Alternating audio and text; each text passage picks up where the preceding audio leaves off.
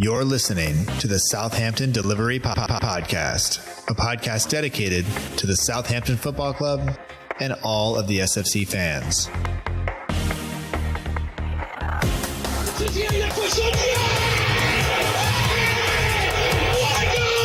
If you want to have guarantees, you have to buy a washing machine. Fonte with a scooping header. We don't lose a match, either we win or we learn. And today we learned. Отдача, Остин! Все-таки забил! It's infield to Mane, 25 yards out. Lovely ball for Bella. Onside, 1-0. Buffon shot! Oh my word! Unbelievable. He ran around the pitch like Bambi on ice. It was very, very embarrassing to watch. And now, your host, Matt Markstone. Hello and welcome to another episode of the Southampton Delivery Podcast, a podcast and newsletter dedicated to the Southampton Football Club and all of the SFC fans, and available right here on southamptondelivery.com. My name is Matt Markstone. I am the host of the show, and no matter where you are, no matter how you may be listening, whether this is your first time or you've been here before, thanks for making the show part of your day. I hope that you enjoy it, and I hope that you are having a good day. I hope that this quarantine is treating you well, and I hope that you are doing all of the right things, much like our club is. Just one more example, late last week and into this week, they've been calling around to some of these supporters who may be, we'll say, more veteran, and checking in on them, making sure they're doing okay, just seeing how they're doing. They don't have to do that stuff. And the fact that they do it is great. And I'll tell you why it's so great, because I don't even do that enough to the people in my life that are older. I should do it more. I feel guilty now. I'll probably cut this short and get to that soon. But it's just one of those things where it is a good idea to check in on people. We just probably don't do it as much as we should. And the club is doing it. And that is just one of the many reasons, of course, that we love them. This week on the show, I'm joined by Zach Coopersmith. Zach runs a couple of Instagram pages. One is the Saints Voice. The other is at Southampton FC on Instagram. There are two N's on the end of that. The link is in the show notes. And there wasn't a lot of news coming out of the club this week or out of the Premier League. And unfortunately, the one thing that kind of did make the headlines concerns Valery, and it's not a very nice situation. So if that's something that you don't want to hear discussed, if you don't want to, you just don't want to hear that, the timing for that is in the show notes, so you can just skip ahead past that. We discuss it fairly early on in the show, so just so you are aware of that. And also, at the time we discussed it on Saturday, we were going off what was out there. So it hasn't really flared up since then as I record this now on Monday evening, but who knows what'll happen between the time that I push publish and the time that you actually hear it. So just keep that in mind. Other than that, we discuss all the normal stuff. We'll talk about football, we'll talk about the virus, talk about Jahdi being in the United States and coaching and all that stuff. So it's always good to catch up with Zach. I really enjoyed talking to him. So I did try something a little bit different this week with the audio recorded a slightly different way. So you may hear some weird stuff. Maybe you won't even notice. I notice, but that's because I pay attention to that stuff. So I don't know if I'll do it again, but wanted to try it. Figured there was no better time than the present. And so now here we are. The only other thing I can think of is the fact that it was initially reported or rumored that Gao had lowered the asking price. It was then reported by the Southern Daily Echo that was not the case. So at this point, he has not lowered the asking price. Does it really matter? I don't know. Is he going to sell it? Doesn't seem like the time to sell a club. But anyway, enough of that. Let's get to the show. Thanks again for joining us. I hope that you enjoy it. As always, reach out, let me know what you think, and I'll talk to you soon.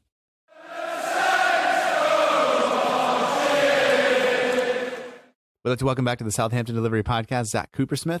You can find him on Instagram at Zachary_Coopersmith.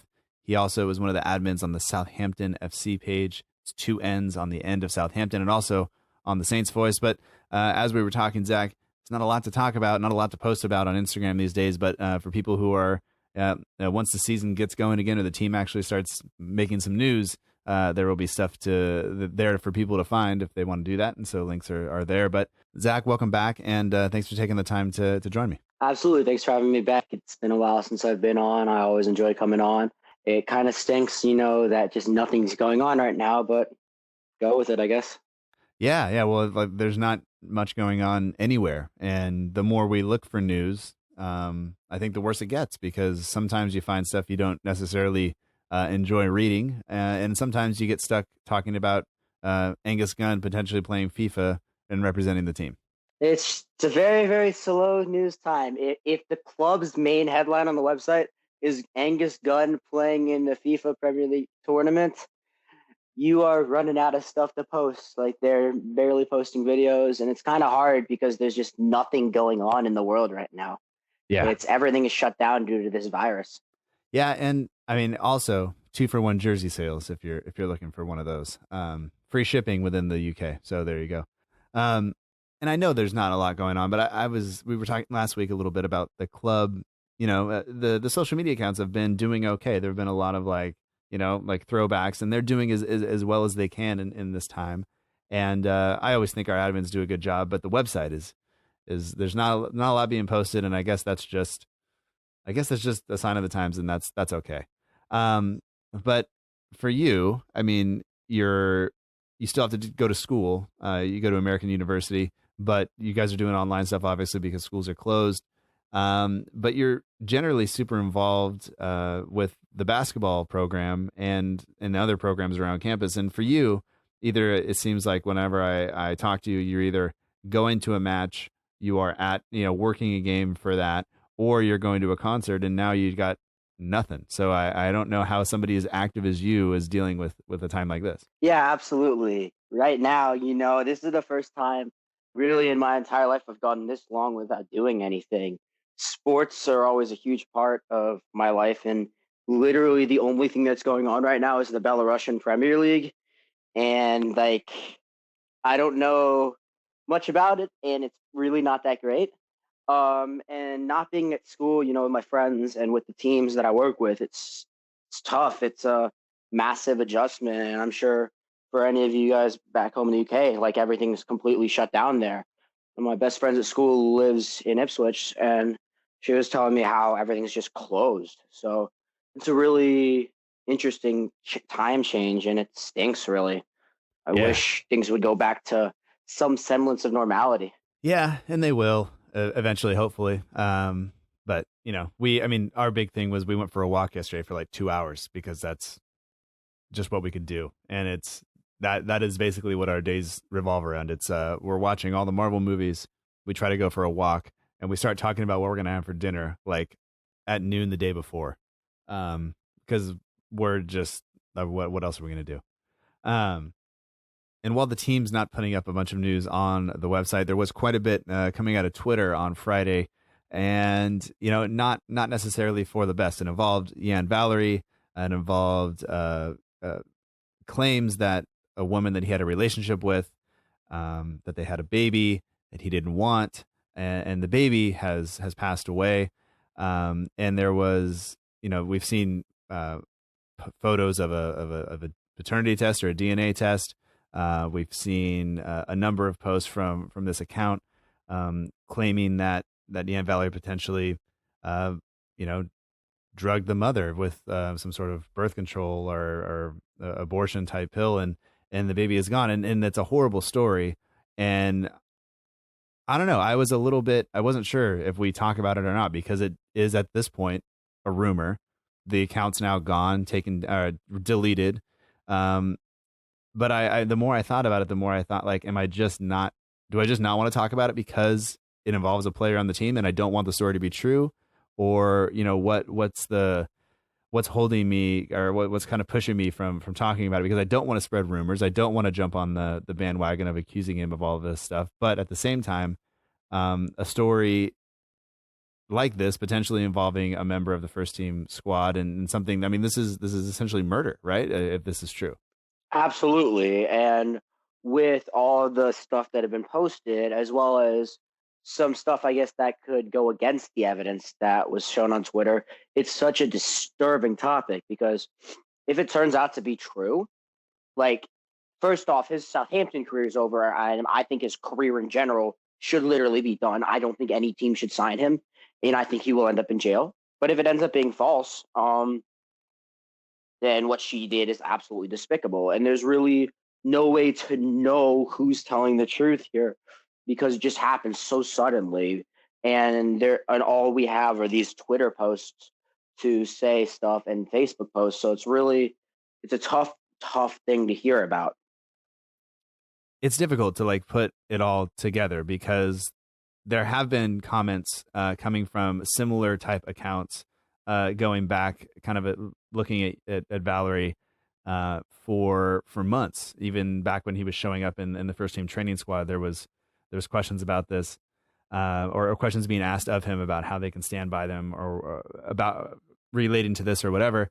And yeah, I mean, if you have a daughter and you don't take responsibility for that itself is despicable in terms of as someone who has kids, who recognizes that, that people who don't take responsibility for their children, that's a disaster. But to have this happen and to have this kind of come up, man, if it's true, it's like, as you said, his career should be over. And if it's not true, you wonder, now that all this has been said, how, like, will people forget about this? Will people remember this kind of forever? And one thing that jumps out to me, and we were talking beforehand, is she said she's been sent a non-disclosure order stating that she's not allowed to speak about this, but she decided to write about it anyway, which there's so many questions around it. I don't even know kind of where to start with it, and I've been looking at it for now way too long.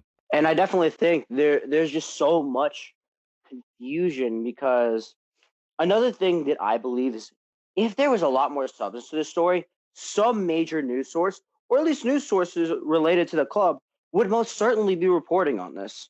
And I found nothing in terms of like maybe the Daily Echo or stuff like that, just reporting on it, which is very surprising to me, to say the least. And then if you also look, there was a Facebook post from the person of the same name that was posted, and let me just pull this up. That was posted on July 16th, 2019, saying, "I love and miss you. Wish I could have traded places. I will make sure you get the justice you deserve from the hospital for not diagnosing us with sepsis earlier." That seems like a bit fishy. And it's just a very big contradiction to the story in general. Yeah, and you look at the allegations that were made yesterday publicly, and people jumped on it, which is, I think, like, part of the problem is that we're so starved for things, and we're so willing to just sit and look at Twitter and kind of jump into whatever is there, that people are we will take those screenshots and make them true and build up the story in our minds for that to be true, without really having all of the context. And to be fair, several people went back and found the screenshots, because, like I said, this has come up before. And you see the post from Facebook that was taken again, that talked about sepsis, and now to have that story changing, I don't know. I mean, we don't know the backstory. I do know that Jan Valery has been kind of out of the spotlight for a while. I do know that over the summer, if you watch Mario Lemina's Instagram, Jan Valery was hanging out with Mario Lemina, which I don't consider to be the best of influences in terms of off the field behavior. But that doesn't make him guilty of this, and it's very dangerous for us to either one, just defend him because he's a player of the team and just say like he can't possibly have done this because we don't know that, and two, to say like he's definitely guilty because we also don't know that. And if this is going to play out in court, then we should allow that to happen. And the court of public opinion doesn't really, we don't. He's going to be, people are going to view him either guilty or not, one way or another. And I don't know what this does. This doesn't do anything good for Valery. This probably doesn't do anything good for the legal case. I think and maybe this is my bias showing, is that it's just there's no news. This will make news. And maybe this person dislikes Valery or for whatever. Maybe it's not even related to him. I don't know. I have no idea kind of where this comes from, other than the fact that people were so worked up about it yesterday that I think it just consumed a lot of at least the corner of Twitter that is dedicated to Southampton. Absolutely. And as we know, Lamina is tonic like lemonade. Awful catchphrase, by the way. The thing is with Valery here, is you really don't know. And I think another reason this caught bigger news is because he's an athlete. Yes, Southampton might not be the biggest club, but there's still a Premier League club, and Premier League clubs get very good following. So if stuff like this comes out, even if you're a smaller Premier League club, it will make the news and it will start to spread. So that's another reason why you have to be able to understand it from all sides, because as you said, there's no confirmation of anything here. And that's where the issue lies, because the court of public opinions doesn't mean anything. It just means that I may believe this, you may believe that, but it doesn't say whether a person is actually guilty or not guilty. And until we really get due process or really start to learn more, we can't really give an opinion. And another thing that has, I don't know if surprising, but it's just another statement here, is Valery hasn't released a statement to this. No. Generally, when accusations like this come out, you will have heard a statement of some sort by this point. Even if it's just vehemently denying it, you generally will have heard some semblance of a statement, which he just hasn't provided, other than, posting on his story pictures of him with shoes. Yeah. Well, and I think that probably goes some way. And like you also mentioned, the Daily Echo hasn't said anything. I mean, not even the tabloid newspapers have come out and said anything about it. There's nothing on Jan Valery other than from this thing, which to me, it seems like those places would be looking for stories like this to publish without maybe all of the necessary journalism. Because I think if you go to the Daily Echo, they're not going to put anything out that jeopardizes their relationship with the club right now on something as controversial as this until they can prove it, right? But like some of these other tabloid newspapers, you would expect them to kind of run with this story, and there hasn't been anything, which doesn't mean it didn't happen, but it means like there is definitely something going on, and I'm going to have to see more evidence before I convict this guy in my mind for anything. But at the same time, I'm worried, like, am I only saying that because he's a player for the team that I support? And if it was just, Joe from Block 7 or whatever, would I be more likely to go like, that guy's a piece of crap and he's guilty because because the allegation has been made against somebody that I don't know. I don't necessarily, don't have the same respect for. Just, that's not even the right word, but like, does it make sense what I'm trying to say here? Yeah, there's an implicit bias. That's really it. Because if you support a team, you are going to defend your players till the end. Like, if they've been accused of something, you're going to say, oh, there's no way they could have done this, even if they did. So it's an implicit bias that you just have to break. And there's really no easy way around it at this point. And we will see what happens. My guess is we'll get more information over the next few weeks. And if we don't get more information over the next few weeks, that might answer the question for us. Yeah, I imagine that by the time this comes out on Tuesday, we're speaking Saturday, evening, UK time. By the time this comes out, I can imagine us not having talked about it since then. Like this could just go away that quickly, and I think that it might itself may confirm. Well, we have it, and may flare up again. I mean, who we don't know. But it's not at all what I want to talk about. This is not the news that I hope to hear about the club or the players. And Valery, whether it was the virus or whether it was something else that kept him out of the team, people have suspected things like that for a while because him just not being around the squad, and it would make sense if all this was happening that he would not be allowed to be around the squad because he's making kind of these decisions, or maybe it's just because he hung out with Lamina, which, as you said, terrible tagline. Also, just off the field issues, right and left. But he played great in the Champions League. I mean, in the 3 games he started, they lost all 3, and I think their goals for versus goals against was like a -13 in the 3 Champions League games he started. So that's a pretty good ratio right there. Yeah. Losing 6-0 at home is not good, if you ask me. Not usually, right? That's not usually what you want. But there it is. I guess moving on from the Jan Valery situation, there was some news coming out of the Premier League about a potential return of the league and when that happens. And going into writing Friday's newsletter, I actually wasn't planning on putting a bunch of stuff in the newsletter this week about that, but it just kind of struck me that the idea that we could potentially see this, they want to see the season closed or finished by the end of June, which makes sense given that's when, the contracts run out. So players need to be, released from those contracts. Sometimes there's non-playing staff that have contracts that run through that, vendors, advertising revenue, all of that stuff kind of runs through that point. But I think setting that as a deadline might not be the best thing. And now we could potentially see the season finished, if it goes through, behind closed doors in some sort of altered format. And I just say this as a fan, like, and you can probably attest to this, like being in a stadium that is mostly empty while the game's going on, the game has a different feel. The games get played differently than if the crowd is there and the supporters are allowed to do that. And I think that so much of what Southampton has done so far during this time in terms of making sure that non-playing staff are getting paid and things like that, to if they were to agree to something like this, it just once again kind of confirms that the supporters maybe aren't they're not being looked at as an important part of this. They're looking at that TV revenue. They're looking at some of these other things that, granted, you did sign a contract. There are things that need to be taken care of. But for me, it would be almost a disgrace to see the league just kind of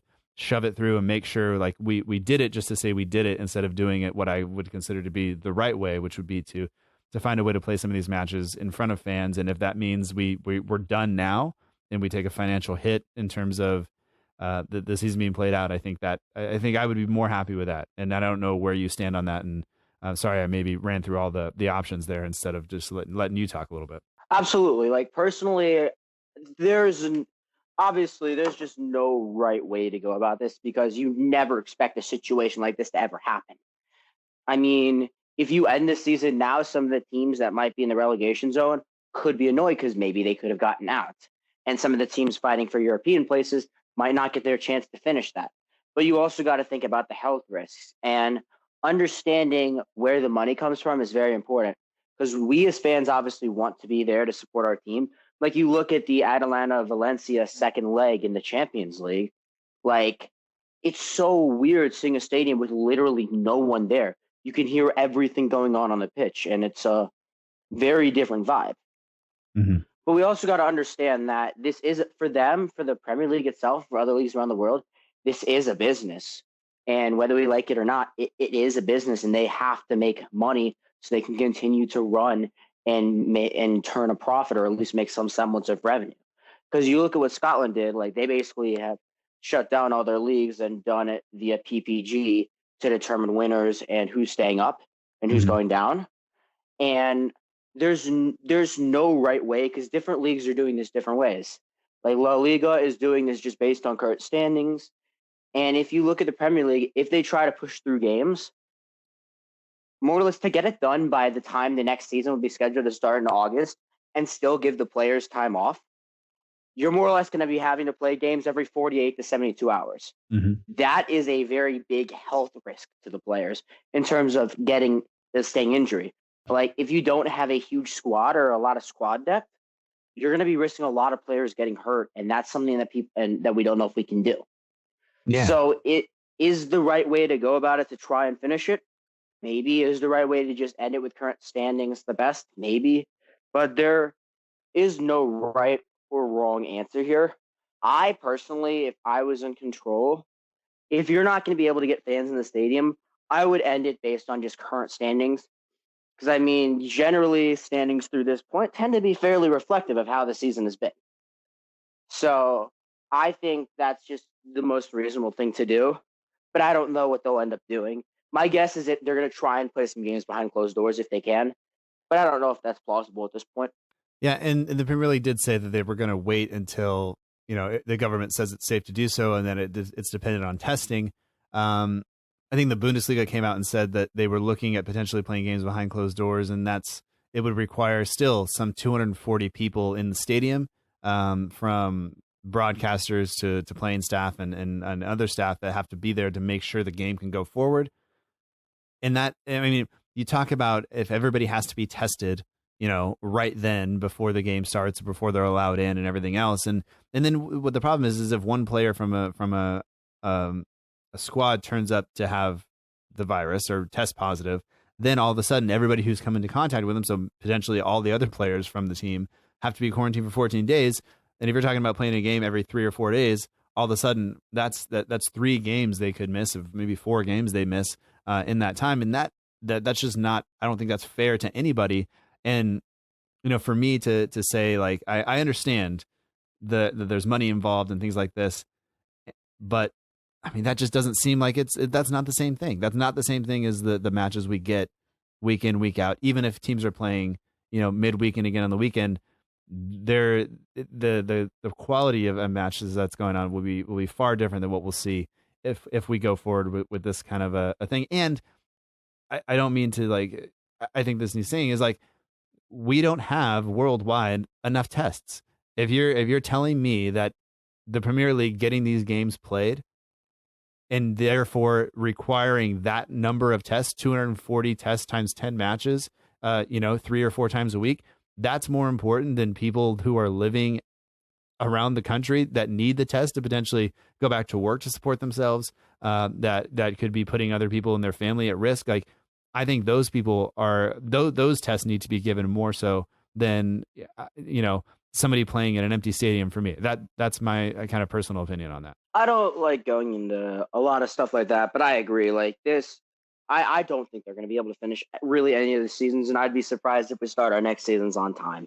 But at this point, the most important thing is the health and well-being of players and safeties of fans and other people around the world. So whatever that is, it is, and we'll see what happens. Yeah, absolutely. And I mean, you did point out, like, it's not like we haven't played any games. We don't have, half the season left. We've played a significant number of matches to this point. And if you can't, after 28 or 29 matches, we're almost there. So I think, like we said, we have a pretty good indication of what's happened and how teams are playing out. And honestly, like, we look like we're safe. So if we could just end it now, we'd be fine. We'll stay up and that'll be all right. But obviously, like you said, the health and safety of everybody is the most important thing. And I don't think rushing back just to say we did it is a good enough reason to, potentially put lives at risk or take tests and things away from people who could, potentially need them to save lives, not just play a game. Because after all, it's a game. And I want it back too, because I'm sitting at home. I want to watch football very badly, but I don't know if I want it that badly. But as we talked about earlier, Gunn will be playing FIFA, so we can watch that.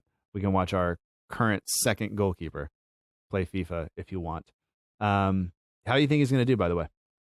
Not feeling too good, but hopefully I'm wrong. Honestly, at this point, the last game I saw him play wasn't great. Hopefully he's better than the guy who actually plays for the club professionally, who's been on a rough patch as of late. Ouch. Yeah, he's been on a rough patch. I'll be honest. I did reach out to him. He did not respond. But I think interestingly, maybe we can make this blow up at some point on Twitter or Instagram, is the team that Gunn selects in front of him. Does Gunn pick himself over McCarthy? We'll see that. And then what depends on the in-game rating, because right now I think they're both the same rating, maybe a 1 point difference. So I think he has to by default. And then what if who does he pick? Who does he pick in front of him in defense, and what formation does he put? And I guess somebody will overanalyze that for us, and I'll just not watch the YouTube video because I don't care that much. But somebody will do that. But I did want to talk to you a little bit about the USL and American soccer. Not the best football in the world, not the best play. And the second you go down into the second division, it's not that it's not competitive. It's very physical. I've been to a game or two, and it's enjoyable to watch, but it's much different than watching Premier League or Championship football. Jahdi is over here coaching at Hartford. He's over on the East Coast. We have a Southampton player on loan there. And you actually have a little bit of insight into that, and you wanted to discuss that a little bit. So Southampton and Hartford, actually, for general people who don't know this, they signed a partnership agreement. Basically, Hartford will be sending players over on trials. We'll just be able to train with the academy because, it's a higher level academy than what we have here in the United States. And Southampton sent Jahdi over here for at least a year, potentially longer, to coach the main USL side. And they have also sent striker Tyreek Johnson, on loan to here for the full season here. Johnson has played, I think, one Premier League match, and he played for like 40 seconds, couple cup appearances. He was out on loan in the non-league earlier this year in the 5th tier. So it's obviously the 2nd tier of American football, soccer, whichever you'd rather call it, is obviously it's nowhere near what the Premier League, Championship, League One. I think its most comparable thing is probably the 1st tier of non-league, so the 5th tier. Seems like a reasonable comparison for like some of those guys. Like if you look at a lot of guys who used to play in this league, there are some guys who actually played in the Premier League. For example, Glenn Murray played in the USL a few years back. But seeing how Jahdi's system changes over here is really interesting. Knowing a couple guys who play there professionally, it's interesting to see what they think of it, because I think Jahdi has to kind of play a similar system to Hasenhüttl sort of by default, because they work in conjunction in terms of promoting players from the second team. And it's interesting seeing how his system works with a bunch of players who, just aren't technically as gifted as people who know that system. And he seems to be a popular hit in Hartford. They've only gotten to play a couple games before coronavirus literally shut down the country and the world. But everybody seems to like him there. The guys who I'm friends with love him. They think he's a good coach. They like how he runs the system. And he seems to be very popular with the fans, which is really, really important. Yeah, absolutely. And as you said, the kind of partnership that's been kind of signed is, I guess we're trying some new things, right? We're looking to get into places where hopefully we have a chance to scout some players that we maybe would miss otherwise. And if you look back at kind of what made Southampton so good over the past 10 years, it was picking up those players, those gems, finding those guys that can come over and play. Whereas in recent years in our transfer record, it hasn't been as good. We've signed players who have flopped. We've spent big money for 2 assists and things like that. And so to have maybe just one more chance to find something, I think that's probably a good thing for us. And it sounds like things are going well there in terms of what they were able to do before the season was put kind of on hold indefinitely, because I think they only played one match, right? I think they only the got USL one match. And they had a second match postponed because their stadium wasn't fixed. Okay. And then you look at other players that have come on loan. For example, Josh Sims, who everyone knows was on loan to the MLS last year. And this year, as a guy who supports his MLS club, we love him. I don't know why the hell he's in the MLS. There's no reason he shouldn't be in the first team squad. There really isn't. He played well under Puel. There's no reason he shouldn't be in the first team squad, or at least on loan and maybe the championship. But I'm going to be happy that he's here and I can see him locally, which is great. Yeah, and that he's playing, right? I think that's what we want, is we want him to play. And you and I were both disappointed, obviously, with everything that's going on. We were supposed to be in Chicago to watch him and be there for the kind of Southampton weekend, and obviously that didn't work out because of this. But things that are out of our control at this point, it is a little bit. It is what it is. So we won't dwell on it too much. But I guess that brings us nicely kind of on to other players on loan. I'm thinking we have a lot of players out on loan. Some of them obviously won't be coming back. You think of Cedric, who has been posting lots of training videos to Instagram that I don't care to watch. Yoshida, who's been quiet, but still probably doing good stuff because that's just what he does. He was actually in the UK. He was actually in the UK this week. Is he really? Yeah, his family. He's based obviously in Italy with Sampdoria, but his family still lives in the UK. So He's been back in the UK for the last few weeks with his family. Well, good for him. When Italy was shut down. Doing the right thing. Probably staying fitter than Cedric, just not posting on Instagram, which is also good. But I mean, neither one of those guys coming back, obviously. You look at other players we have on loan. We talked about Lamina earlier. You think about Forster, think about Eli Nusi. All of these guys we have out there. I mean, for you, looking at them, is there anybody that you, I guess, want to come back to the team, that you want to see come back and maybe have another go? Or do you think it's just offload as many of them as you can? And really, I mean, obviously we're speculating because we have no idea when the season will finish. We have no idea what happens when June 30th hits and their loans run out, and they're supposed to come back. And what we do if the season's not over or whatever, it's all kind of speculation. But I guess in an ideal world, who do you have back and be given another run in the first team? So I can tell you, Hoot will not be back. I don't want him back. He was the worst defender we had. I will take anybody over him. I'll take a training cone over him for that matter. Lamina is toxic. I don't think he wants to come back. The only issue is the club that he's at, Galatasaray, doesn't have the money to trigger his option. So I don't know where he ends up, but I don't think he plays for us again. Carrillo will not play for us again. That was another great bust. I think Elyounoussi could potentially have something, but I don't think that Ralph wants him back. Otherwise, he wouldn't have loaned him so quickly. But I think Elyounoussi has potential. I actually do think he will end up being a very good player. I don't see it with us.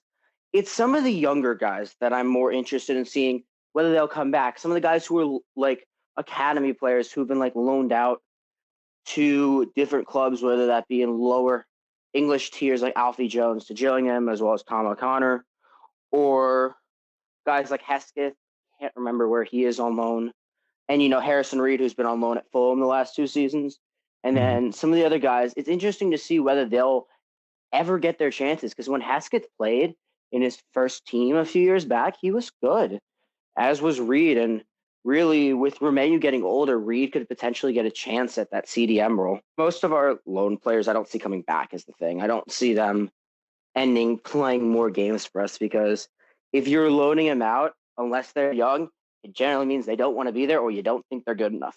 Right. Yeah, there's a time and an age for guys to go out and get experience, but once they are, I guess I'd rather have them out on loan than be sitting in that under 23 squad, right? Because if they can go out and play championship level football, maybe, or even in the top division in another league, I think that's better than them probably playing U23s, just from what I've heard from different people and things like that. But if you go out on loan every single year and you're never given that chance in the first team, and the guy that brought you in and kind of brought you up to the first team initially has now moved on, we're 3 or 4 coaches in and different from that. Like, look at the Sims thing. You look at him and say like, hey, there's a player there, but we're so far removed from that now. He played well under Puel, but now we've had Pellegrino, Hughes, and now Hasenhüttl, and you think like just what's happened? What's happened to his chance? And you start to wonder if he's ever going to get that again, and it's a little bit it's a little bit worrying sometimes, and that's, I guess, it's just kind of how it goes. And I think Sims especially, because I mean, Hasenhüttl came from RB Leipzig, which is obviously a Red Bull owned team. He's now on loan at New York Red Bulls. All the RB teams, so that's Salzburg, Leipzig, New York, and I think they have a team in Brazil or something. I don't know. They all play the same system. That's kind of the thing when Red Bull hires a coach. They all play the similar, if not same system. So seeing him on loan with another Red Bull club just confuses me, because in his couple games he played under Hasenhüttl, he played well. Yeah. I've enjoyed watching him. I wish I could watch him more. And hopefully, when MLS comes back, we'll be able to queue him up and watch him run at defenses, and watch defenses not defend, which is typically what people say about MLS, which is fine because it's mostly true. But anyway, anybody else on loan that you think deserves a chance back in the first team? Some of the young guys who've been put out on loan, I think. I mean, as I said Alfie Jones earlier. Given our lack of depth at center back right now, I mean, Danso's not going to return because, I mean, the thing is, Hasenhüttl is playing him out of position. He's not a right back. He's not a left back. He is a center back, and he hasn't been able to play at center back. And presumably, sooner rather than later, we're going to lose a couple guys. And one would assume Vestergaard will probably leave soon. So give Alfie Jones a chance in the first team. He was a player. He was nearly an EFL team of the season with Gillingham this year. Mm-hmm. And then, as I said, I think Reed could potentially earn a chance. Do I think he'll get a great opportunity? No, but do I think he has earned a chance? Probably. But those would be the main people I'm thinking of, just because I think Lamina is so talented, but he doesn't want to be at a club like Southampton. He wants to be at a quote-unquote bigger club, and that's the issue. Like, Forster is a very good goalkeeper, but he was just so poor for us over the last few seasons. And I think he doesn't want to come back. Same with Hoot. So it's hard to see really any of our guys on loan coming back. Yeah, I don't think anybody wants Hoot near their football team currently. he hasn't been great at all. But yeah, you look at some of the guys, and most of the guys, I just want them to do well, and I want them to be comfortable, especially Forster. I mean, there are so many memories I have of him that are so positive that I want him to be that goalkeeper, even if it's not here, Still, though, I think his wages are huge and he's on them, and we need to do something with that because we can't just afford to subsidize those things, over and over and over each year because we gave him this big long contract. But like we all knew when Les Reed left that there was going to be some cleanup that had to happen that was going to take several seasons, and I think we're just seeing that just play out, and it may be frustrating, but at the same time, there's not much we can do because we sign those players to long-term contracts. All right, we have a listener question or two to go here. We'll start with one from Twitter, from William Porteous, who is at pirate_ST. You may know him from his appearances on various Saints podcasts, including the Saints FC podcast. Several times there was some throwback to the drunken Swansea evening where they recorded live at a pub as they were watching, or just after the Swansea game when they were drinking, and Gabbiadini obviously scored. It's a good listen if you don't mind a bit of beer chugging in there. So there's that. But this is in reference to how our club has behaved over this period. He says, is our club morally in the Champions League and our Tottenham in the Vauxhall Conference? He says, I hope you're well and your president isn't going to mess everything up for you. I hope you're well as well, William. I'm doing okay. I hope you're well. What do you think? I mean, has our club kind of done everything right so far during this time? Absolutely. They've handled themselves with class, the players working to make sure all of the staff gets paid. The Southampton came together to make sure the players and the staff to make sure all of their club staff stays paid. They didn't furlough a single person, and everybody's getting fully paid for a long time, which is great, especially during these uncertain times. And for example, with Tottenham, where they actually called where Levy, the owner, called Pochettino, asking him to take a pay cut to help the club. I'm like, come on, man. You fired him. There is no reason for him to show you any goodwill. I'm sure he feels bad for the players and some of the staff, but for Levy personally, there's no reason for Pochettino to show him any goodwill. And if you look at clubs that are like furloughing staff and have gotten mass backlash, for example, Liverpool and Bournemouth started furloughing staff. Liverpool especially, since they are more or less the champions in waiting, they are one of the biggest clubs in the world, and their furloughing staff, given how much money they're worth, is ridiculous. Bournemouth may be a smaller club, but they're still a Premier League club. So seeing them furlough staff once again is just not good. And the amount of backlash they receive from fans speaks volumes. However, unlike Portsmouth, we didn't have to furlough any players. So I'll take that. Yeah. And Liverpool, I think, have walked back that. Many fans upset about that. And, you just hope that the Premier League clubs will make the right decision. And I think the Southampton have definitely done that. I think Tottenham's behavior, you look at all of the money they've spent on players, stadiums, things like this, firing and getting rid of Pochettino and all that. And now they want to take advantage of the government's scheme, which doesn't seem right to me, but it is what it is. And look at Pochettino, Arsenal, all the players took pay cuts. Whether you like them or not, they took pay cuts. Tottenham, the board and the ownership in Tottenham are handling this completely wrong. And Liverpool and Bournemouth have both walked back on their claims. They're continuing to pay people. Liverpool especially, that was just... Mm-hmm. I'm more understanding of Bournemouth as they're a smaller club. But Liverpool, debatably the biggest club in the world, it's just ridiculous that they're doing that. I struggle to understand why. Yeah. I have no idea. I don't have a good there's no good reason for that. We did get a couple of questions on Instagram, though. I've noticed people are definitely filling out the question form with stuff that's not related. So ADDOLPHIN_S add Dolphins says, how's your day going? So how's your day going? I guess my day is going pretty well. I took a couple days just to get away from home and go to a lake with my mom, just social distance and, clear my head because with everything going on with school, with everything being shut down, it gets boring at home as you would expect. Life can be very not normal. So just trying to get some peace is nice. So it's sunny here as well, which is a nice change. Yeah, for sure. It's only 9:24 in the morning. I'm doing okay. I think I'm going to run out of coffee before my next coffee shipment gets in, which doesn't make me happy because it means I have backup coffee, but it's not as good. And that's very sad.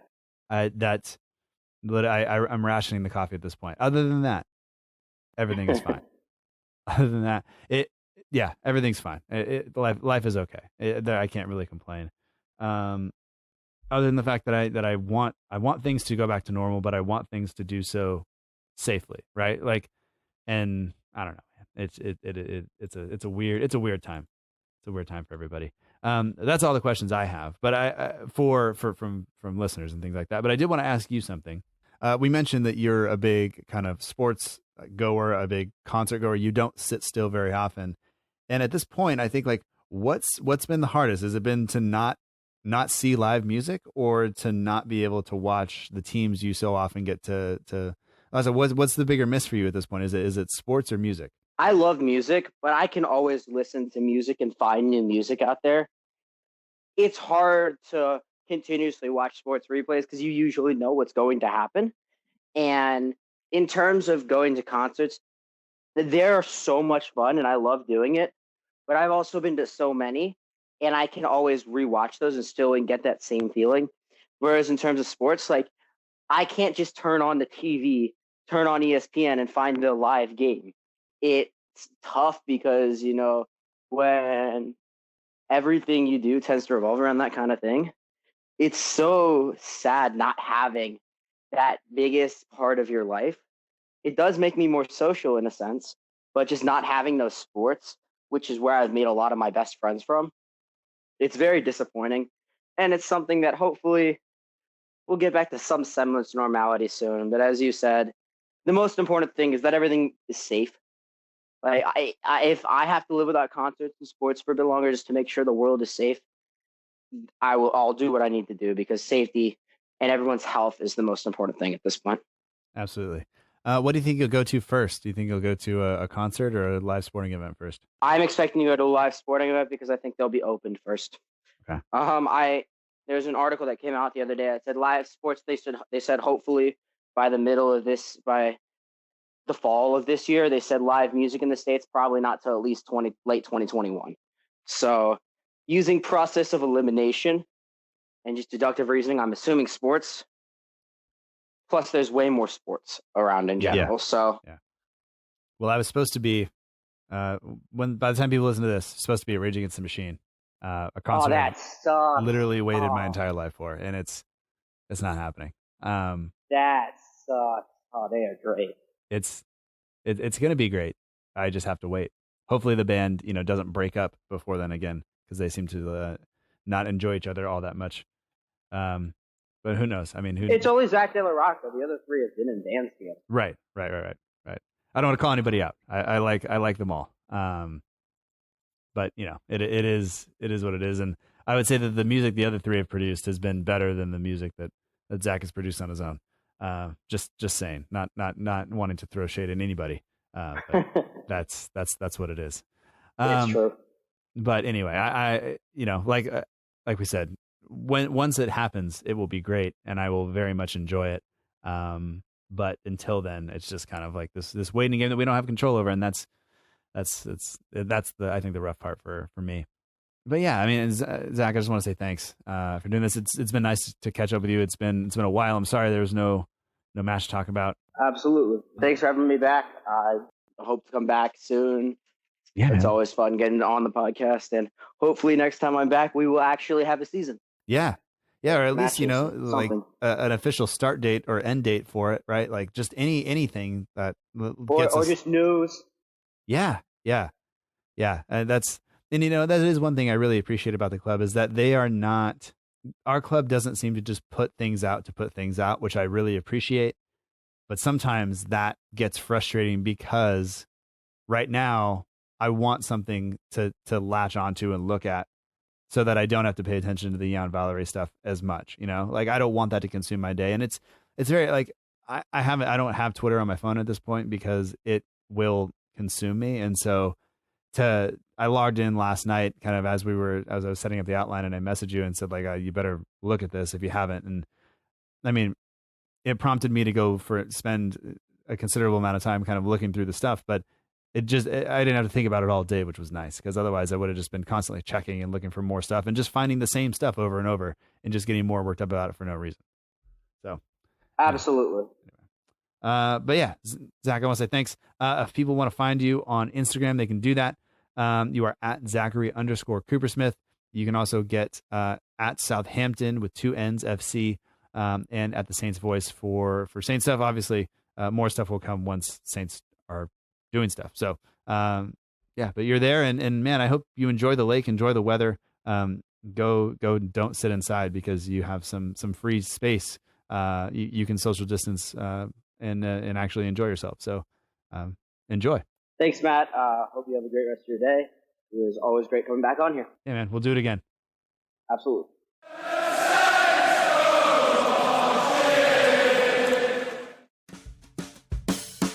And that does it for this week's episode of the Southampton Delivery Podcast. Thank you so much for joining us. I hope you've enjoyed it. Special thanks this week goes out to Zach Coopersmith. You can follow him on Instagram at Zachary_Coopersmith. His Instagram pages are at Southampton with 2 N's FC and the Saints Voice. Both of those links are in the show notes, or all of those links are in the show notes. So get on there, follow him. If you like metal, you like music in general, you like sports, he's all over the place in terms of traveling and being involved. So follow along. It's an enjoyable journey, and I hope that the episode was one as well. While you're on Instagram, if you want to follow the show, you can do that. We are at SFCDELL_IVERY on both Twitter and Instagram. We're also on Facebook at facebook.com/SFC Delivery. There is no underscore in the Facebook address. If you don't want to go to all those places, you just want to go to one link and find all of those things, you can do that by going to the show website, southamptondelivery.com. There you can find links to all the social media channels. You can submit questions for the show, and you can get links to subscribe to the podcast so you get it each and every week, and you don't ever have to worry about missing an episode. Partners of the show help make it possible. You can follow Matt Beeling of the We Are Southampton page on Instagram by going to @WeAreSouthampton. He does the logo for the show. Jay, who runs the Southampton page, is at Southampton Page 1 on Instagram and at Southampton Page on Twitter. They are the official partner of the show, so go give them a follow. Once again, links are in the show notes there. All music for the show comes courtesy of the Free Music Archive at freemusicarchive.org. The intro song is Epic Song by Boxcat Games, and the end of show credits that you're listening to right now is Aim is True by Paddington Bear. I am blessed to have a loyal team of patrons who help support the show. If that sounds like something you would like to do, head on over to patreon.com/SFC Delivery. There's a link in the show notes.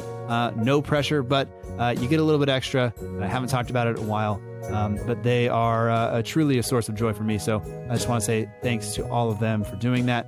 And if you would like to join the team, go for it.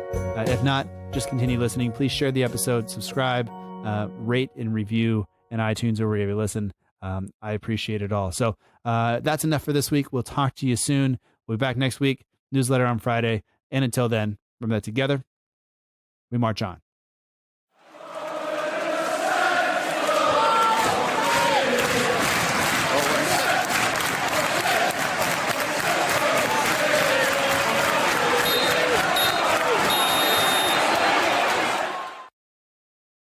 And all right. That's that.